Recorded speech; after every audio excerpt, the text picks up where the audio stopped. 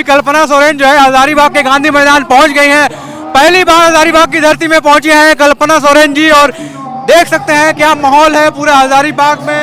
पूरा जेएमएम के स्थापना दिवस में यहाँ पहुंची हैं और कार्यकर्ताओं की भीड़ यहाँ पे कल्पना सोरेन की स्वागत करने के लिए, कल्पना सोरेन के स्वागत के लिए आप देख सकते हैं यहाँ पे बड़े बड़े नेता, राज्यसभा सांसद महुआ माझी जी आई हैं, फागू बेसरा जी यहाँ पे आए हैं, मिथिलेश ठाकुर जी आए हैं, मथुरा महतो जी आए हैं।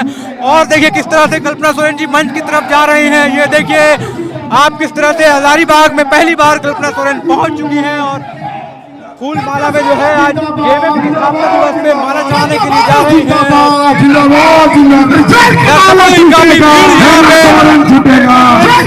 महिलाओं की काफी तादाद यहाँ पे है। पहली बार हजारीबाग की धरती में पहुंची है कल्पना सोरेन और ये देखिए किस तरह से उनका स्वागत यहाँ पे हो रहा है। और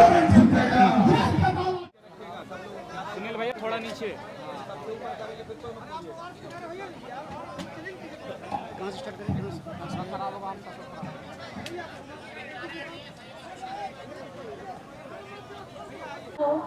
इस मैदान में उपस्थित सब एक जन को मेरा फूल जोहार है। आज झारखंड मुक्ति मोर्चा का यह स्थापना दिवस हमें इस बात की याद दिलाता है कि जिस खून को बहा करके, जिस एक एक शरीर का पसीना कतरा बहा करके हर एक जन जो यहाँ का वासी है और जिसने झारखंड को अलग करने का सपना देखा था, जिसकी वजह से झारखंड मुक्ति मोर्चा पार्टी इस उम्मीद को, इस सपने को आगे लेके बढ़ी थी। आज इस जगह से उन तमाम लोगों को जिनका शायद मुझे नाम भी नहीं पता होगा, लेकिन दिल से, अपने पूरे मन से और अपनी पूरी श्रद्धा से उन सभी को बहुत बहुत नमन करती हूँ, बहुत बहुत धन्यवाद करती हूँ जो हमसे दिल से जुड़ा है, जो बाबा दिशम गुरु श्री सोरेन जी के आदर्शों से जुड़ा है। हर एक वो विचार, हर एक वो सोच जो हमें आपस में जोड़ती है, उन सभी को मेरी तरफ से और हेमंत जी की तरफ से बहुत बहुत जोहार है।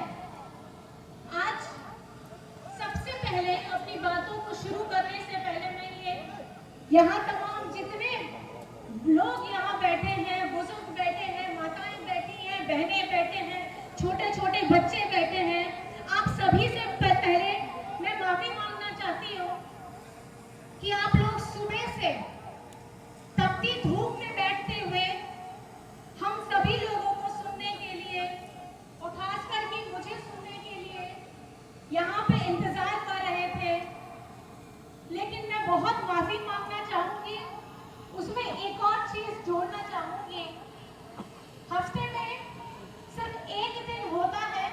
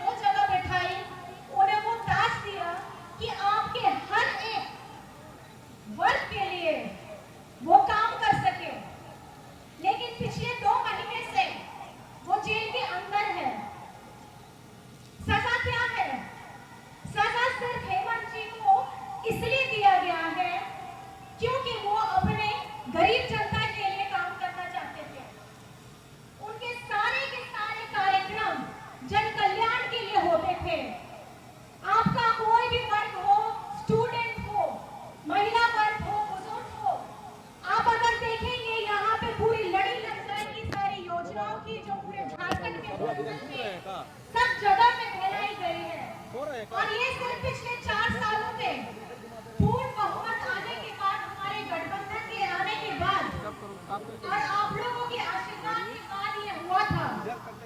लेकिन हमारे जो तानाशाह लोग बैठे हैं, केंद्र में बैठे हैं, उनको कतई पसंद नहीं आता है कि कोई भी आदिवासी, दलित, अल्पसंख्यक, वंचित समाज से अगर उभरता हुआ कोई आदमी आ रहा है और अपने झारखंड के विकास के लिए काम करना चाहता है, तो इन लोगों से बर्दाश्त नहीं होता है।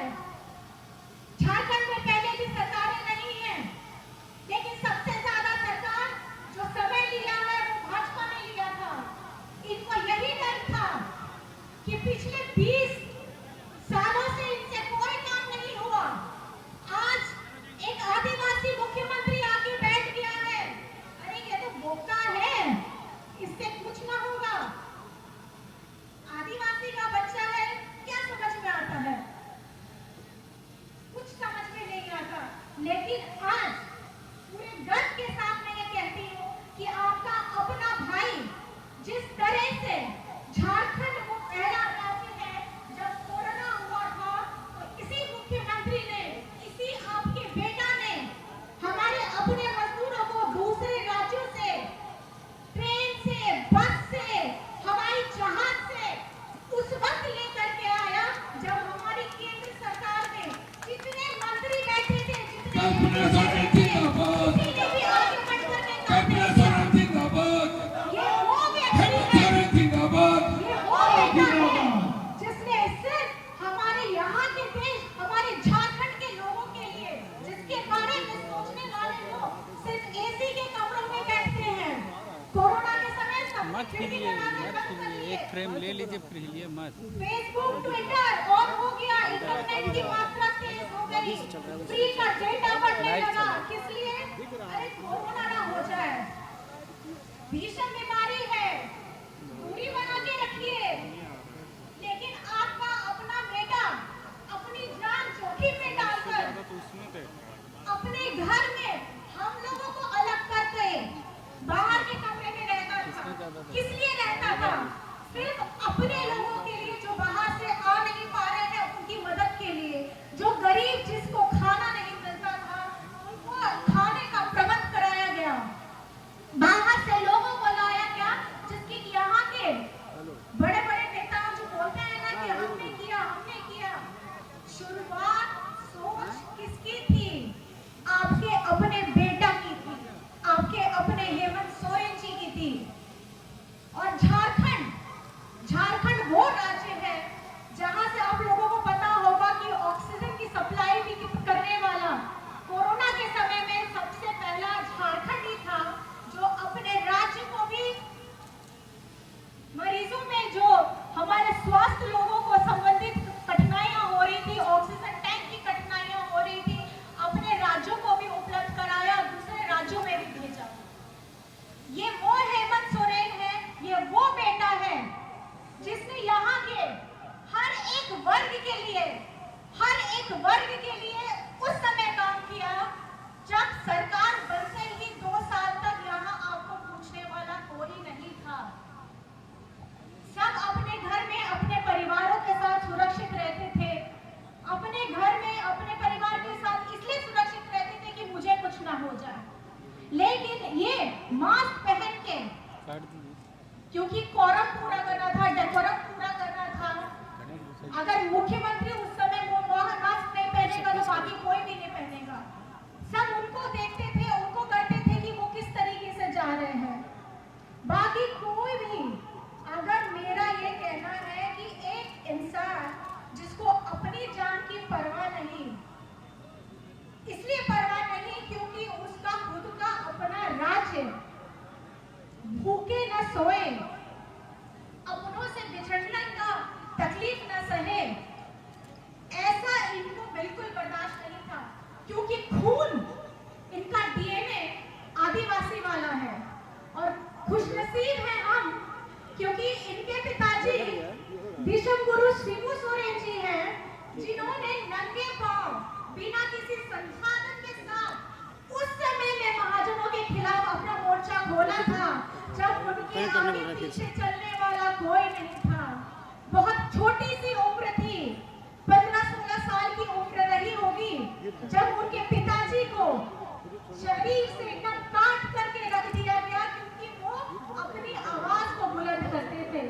ये झारखंड ऐसा राज्य हो गया है कि हमें हर वक्त हर जगह सिर्फ संघर्ष करना पड़ता है और केंद्र सरकार आज भी हमारे साथ वही कर रही है। झारखंड 2019 में जब गठबंधन की सरकार बनी, यही केंद्र सरकार ने हमारे साथ हमारे झारखंड को एकदम सौतेला बेटा जैसा फेंक के रख दिया। जहां भाजपा शासित राज्य है वहां सारी योजनाएं सेंट्रल से सब जाती थी। यहाँ पर में खास करके झारखंड में पूर्व की सरकार जब गई तो यहाँ का धन ठन ठन गोपाल हो गया। सारे पैसे खत्म हो गए। कहाँ डाला, कौन सी योजना डाली कि अभी तक विकास नहीं किया था इन्होंने। बात करते हैं कि हमने 5 साल पूरा किया, हमने 5 साल का कार्यकाल पूरा किया। ठीक है, मानते हैं 5 साल का पूरा कार्यकाल किया, लेकिन कार्यकाल में क्या किया? आपने यहाँ के लोगों के बारे में कभी सोचा? उनकी उन्नति के बारे में कभी सोचा? उनकी शिक्षा के बारे में कभी सोचा? कभी उनके अधिकारों के बारे में कभी सोचा? लेकिन आप लोगों को तकलीफ इसलिए हो जाती है क्योंकि आप लोगों को हमेशा हम झारखंडियों को नीची नजर से देखते हैं कि ये अनपढ़ है, ये गवार है, ये मूर्ख है, और ये कुछ इसके दिमाग में होगा ही नहीं कि झारखंड को आगे कैसे बढ़ाना है, इस पे ये कैसे काम करेगा। इन भाजपा वालों को सिर्फ देश में ना एक ही नेता रहने देना चाहते हैं। देश में सिर्फ एक ही पार्टी रहने देना चाहते हैं। देश में सिर्फ एक ही व्यापारी को आगे बढ़ने देना चाहते हैं और देश के सिर्फ एक राज्य में सारी सुख सुविधाएं, सारी योजनाएं लगाना चाहते हैं।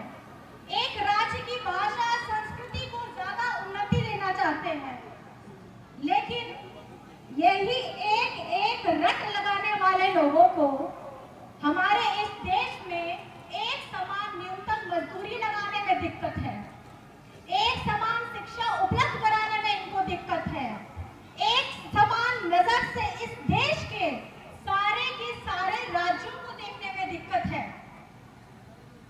और साथ ही साथ हमारे जितने अधिकार हैं, जितने हक हैं, उनको एक समान से देने में भी इनको दिक्कत है। बात ये लोग बहुत बड़ी बड़ी करते हैं, लेकिन होता है सिर्फ ठन ठन गोपाल। मेरा सिर्फ प्रश्न आपसे इतना रहेगा, आने वाला समय चुनाव है, आप इस चुनाव में अपने वोटों का सही इस्तेमाल करिए, क्योंकि ये 5 साल में एक बार आता है। ये जो तानाशाह ताकत आपके सामने खड़ी है, केंद्र सरकार झारखंड को सौतेला बेटा बना ही दिया है। अगर ये फिर आएगा, बीजेपी केंद्र में फिर आएगी, अगर आप बीजेपी के नेताओं को यहाँ से जिताएंगे तो झारखंड फिर भी ये लोग पिछड़ा करके रखेगा, क्योंकि झारखंड को इन लोगों को प्यार नहीं है। यहाँ के झारखंडियों से इन लोगों को नफरत है। ये लोग चाहते नहीं है कि झारखंड का कोई भी बच्चा बाहर जाकर के पढ़े। इन लोगों को बिल्कुल पसंद नहीं है कि हम लोग सम्मान के साथ, स्वाभिमान के साथ इनकी आंखों में आंखें डाल करके बात करें। इन्हें कतई पसंद नहीं है। लेकिन आखिर में आप सभी से मैं ये कहना चाहूंगी, समय कम है, मुझे बताया गया है 5 बजे तक का ही बोलने का अनुमति है, लेकिन आखिर में आप ये सोचिए, हमारे झारखंड मुक्ति मोर्चा के हर एक कार्यकर्ता, जुझारू कार्यकर्ता, पहले से जुड़े हुए युवा है, आप झारखंड मुक्ति मोर्चा को वो अवसर दीजिए कि आने वाला समय में झारखंड जिस तरीके से आगे बढ़ रहा है और तरीके से आगे बढ़े। अनोडे है से टरका सना माझी बाबा पराने को नाइके गोड़े को जोगमाझी को चाका बारोबरी गो बाबा को सलाम दोगे, इन सब पास्टर होंगे वो जो हर चालोगों का नाम नोडे से टरका गोया मिसी को आर पाटिल कोड़ा कुड़ी को सलाम दोगे, आड़ी आड़ी सरहाव, आड़ी आड़ी गुनमना जोहार।